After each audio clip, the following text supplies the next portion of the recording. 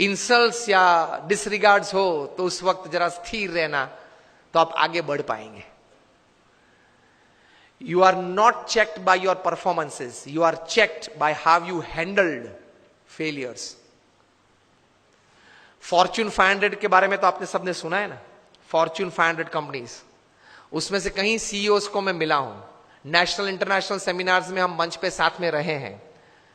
अभी 2 साल पहले शिव खेरा और हम लोग साथ में थे, बहुत अच्छी बातचीत वार्तालाप हम मंच पे बैठे तब हुआ था। बड़े बड़े सीईओस को मैंने पूछा है, मल्टीनेशनल कंपनीज के सीईओस को, कि the person to whom you are paying more than 10 crore rupees per annum in salary, what do you ask them in their interviews? तो एक बड़े मल्टीनेशनल कंपनी के सीईओ ने मुझे पूछा था कि Swami, this is the first time I am asked this, कभी हमने ये नहीं सोचा था। मैंने बोला कि क्योंकि कई एग्जीक्यूटिव्स हैं, उनकी एनुअल तनख्वाह 50 करोड़ 100 करोड़। मैं जागृत अवस्था में बोल रहा हूं।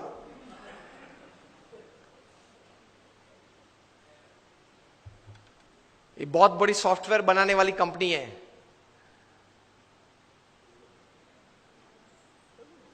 हाँ, इन्फोसिस नहीं, इंडियन कंपनी है, अमेरिकन कंपनी है।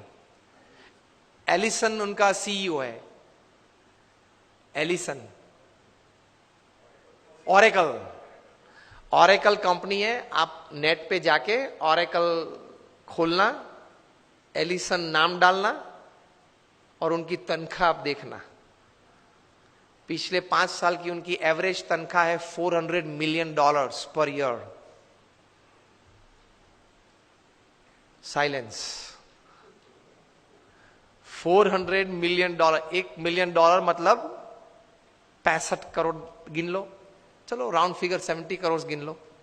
$1 million is, that is $10 lakh, is 7 crore rupees. So 400 million is 2800 crore rupees per annum salary. अब देख लेना, मैं नाम देता हूं, Ellison, ELLISON, he is the CEO of Oracle. आप नाम देख लेना। अभी परसों ही आपने सुना होगा सुंदर पिचाई का, गूगल के सीईओ, पर डे की सैलरी 3.5 करोड़। परसों ही न्यूज थे, हाँ 2 दिन पहले न्यूज थे। In the print media it is today, electronic media में 2 दिन पहले आ गए थे ब्रेकिंग न्यूज में। लास्ट ईयर फाइनेंशियल ईयर की पूरी सैलरी उनकी 1285 करोड़ थी, टू बी एग्जैक्ट 1285.5 करोड़, मतलब रोज की तनख्वाह 3.5 करोड़ की। सुंदर पिचाई, गूगल के सीईओ, आप देख लेना।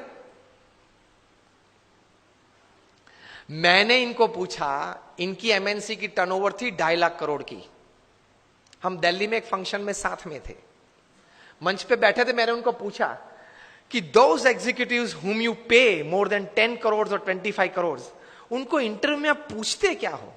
क्योंकि उनके पास डिग्रीज तो एक्स्ट्रा ऑर्डिनरी है, he is a double MBA from LSE और हार्वर्ड, एकेडमिक्स तो पूछना नहीं है।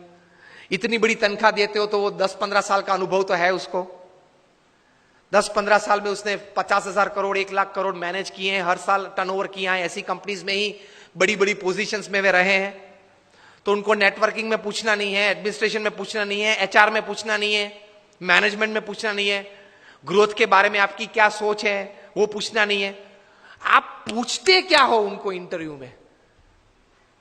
उन्होंने मुझे एक बहुत अच्छी बात बताई कि स्वामी जी, इन कक्षा के लोगों को, जिनको हम ये प्रकार की तनख्वाह देते हैं, उनको इंटरव्यू में एक ही प्रश्न पूछते।